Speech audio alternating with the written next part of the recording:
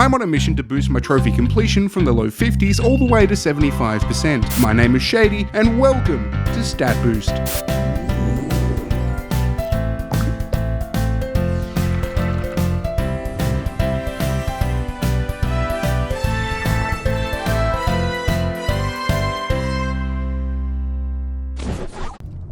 Hi, sorry about this, just give it a second to load. That's better. Assassin's Creed Origins is a game made by Ubisoft, a company that's infamous for mostly the wrong reasons.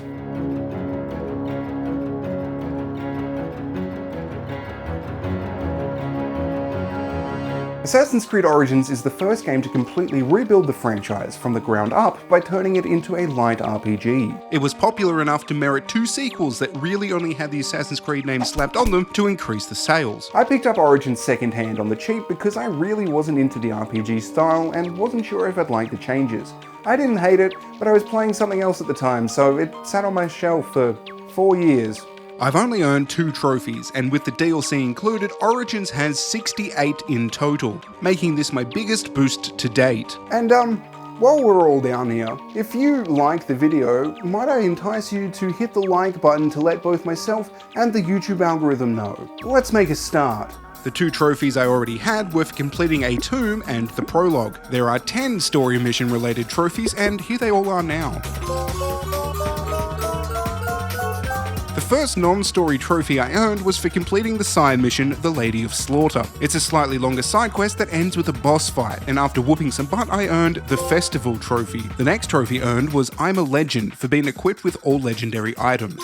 This was entirely due to the Ubisoft Rewards Club giving me some real nice stuff completely for free. However, legendary drops were reasonably spread throughout my playthrough, and if you're going for the platinum, you should come across these naturally. There is no cap to your inventory space, so even if your legendary becomes obsolete, it can be stored on your person until you need it. On my travels, I found the Hippodrome Arena. This is a horse cart racing track, and while you're here, you can snag 2 trophies. The first of which is for destroying an opponent, and the second is for winning a tournament. One tournament consists of 3 races, and whoever places the highest out of all 3 wins overall. I struggled a bit with some of the racing mechanics. You can mash circle to do some light damage to your opponent's cart from behind, and for whatever reason, I couldn't get this to work very well, if at all. I also found that the side swiping mechanic was very inconsistent. Sometimes the other cart would highlight indicating I could smash into them, but Bayek just wouldn't do it. But after some trial and error, I managed to place high enough overall to win.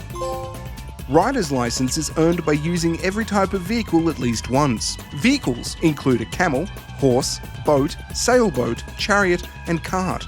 Some sources say that the ox cart and horse carts are needed separately, but I have no footage of using a horse-drawn cart, so I'm not entirely sure which is accurate. I guess if this hasn't popped for you, then that could be the solution. Shortly afterwards, I reached level 20 and popped You Still Need 8,888. Now I remember being a little bit surprised that I got it this early. It felt like I'd barely played the game, and the base game level cap is 45, but whatever, I'll take it. Venturing between missions, I ran into a hippo, and I've died to hippos plenty already, so I ran away, and when I did, I unlocked Run for Your Life, for running away from 3 hippo fights. When using your Eagle Senu to scout the world, they can detect crafting items like wood, metals, and animal pelts. You'll need plenty of these to craft upgrades for your weapons and armor, and you'll unlock Handyman for doing so.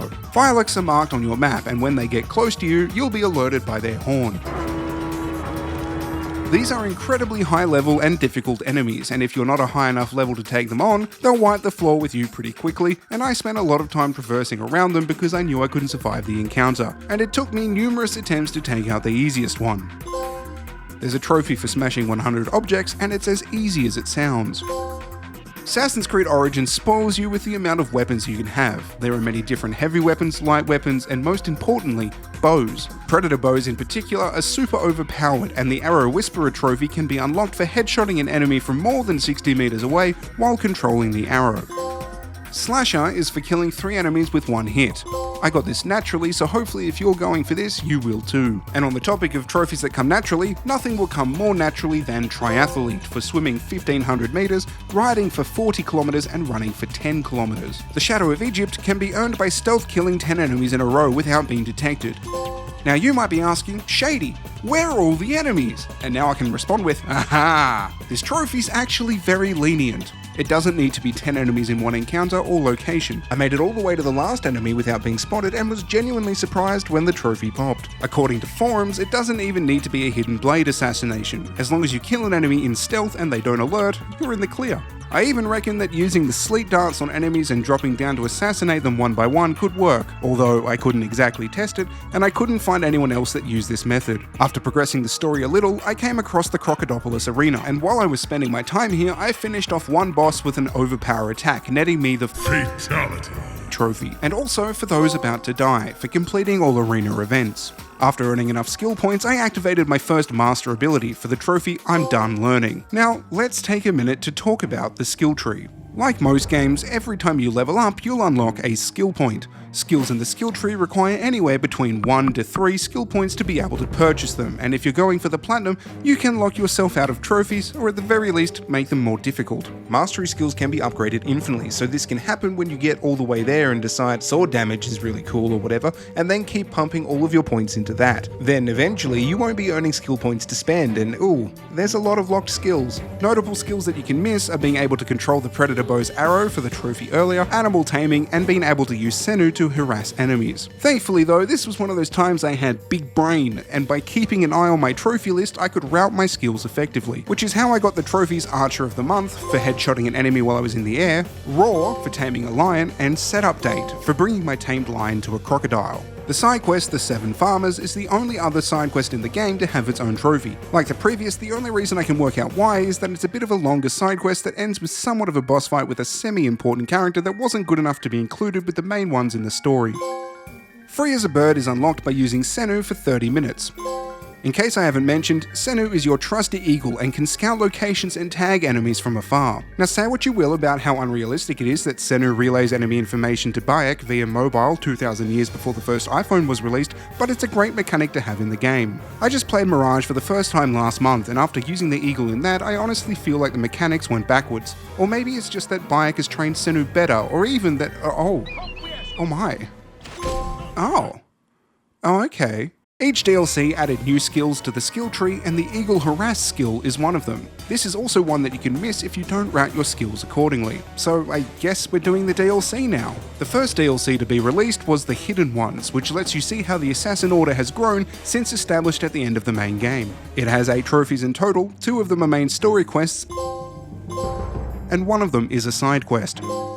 Throughout your time in this area, you'll see rebels trapped in cages, and freeing them as you go will net you Prison Break. Leaping from the big sundial between 10 AM and noon will unlock the trophy, What Time Is It? And if you don't know what time that is, it looks like these 2 times on your fancy digital Apple Watch. I know how you young whippersnappers are. And if you didn't know that, you definitely don't know how to read a sundial, so here's a screenshot and you can just jump when your shadow is in about the same spot as mine.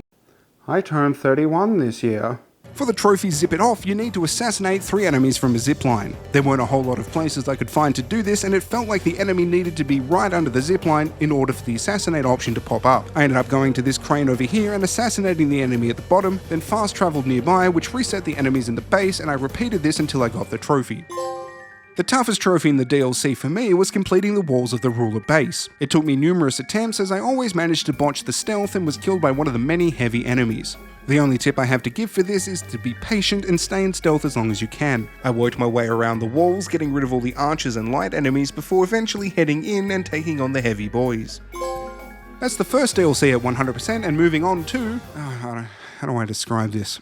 Do you like school? Because you need a good education. You aren't just going to have a history textbook in your pocket at all times, you know. Actually, Grandad, on my Apple iPhone S16 Plus, I can look up any history textbook at any time I want. Alright, that's it. I've had it up to here with you. The Discovery Tour is a Ubisoft's attempt to present history to you in an enjoyable way. Unfortunately, they failed at this, and you should be prepared to navigate your character from one wall of text to the next. This DLC only has 3 trophies, and thankfully only requires you to complete all 20 tours in the daily life category, and not the other 55 spread throughout the rest of them. You'll unlock First Visit for completing your first tour, Polymorph for completing tours with 5 different characters, which you can select before starting each one, and finally Archaeologist for completing all 20 in the daily life category. Now each tour has the time that it runs for, and in the daily life category they all add up to 1 hour and 44 minutes. but you can run through them much quicker than this. As soon as the narration for the lesson starts, just keep moving forward and activating each one. When you get to the last one, you will have to wait until the narrator finishes talking for the tour to end.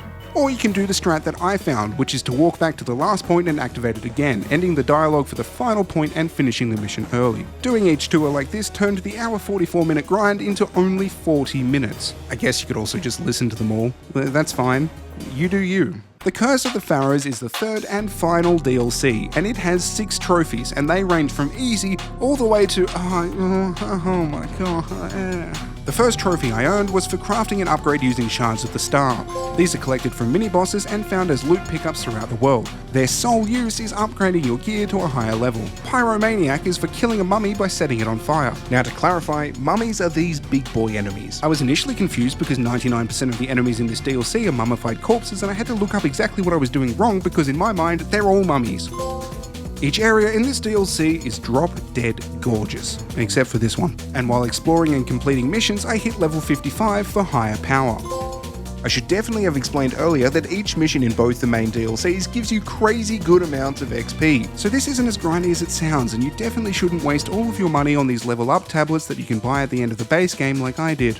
Each area in the DLC has a tough boss fight you need to complete in order to progress the story, and this is the part that made me drop the difficulty. Now I know what you're thinking, and no, look, it's okay. Look, we don't need to play games on the hardest difficulty unless there's a trophy requirement, okay? Shit, look, I don't have any of those defibrillator things, alright, but hold on to this metal fork, okay, and I'm gonna jam it into an outlet, okay? Are you ready?